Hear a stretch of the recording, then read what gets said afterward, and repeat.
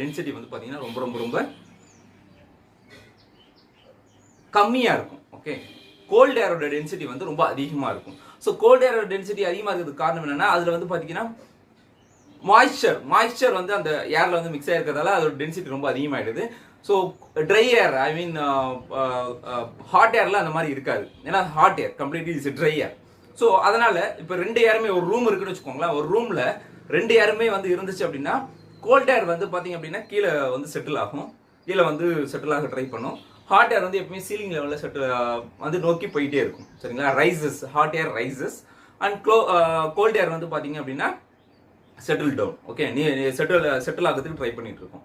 So எதனால் அப்படின்னா it is based on the density. So வந்து கோல்ட் ஏர் வந்து டென்சிட்டி வந்து லெஸ் டென்ஸ்னுவாங்க. சாரி, கோல்ட் ஏர் வந்து ஹை டென்ஸ்னுவாங்க, ஹாட் ஏர் வந்து லெஸ் டென்ஸ்னுவாங்க. ஸோ லெஸ் டென்ஸ் அப்படின்றதால தான்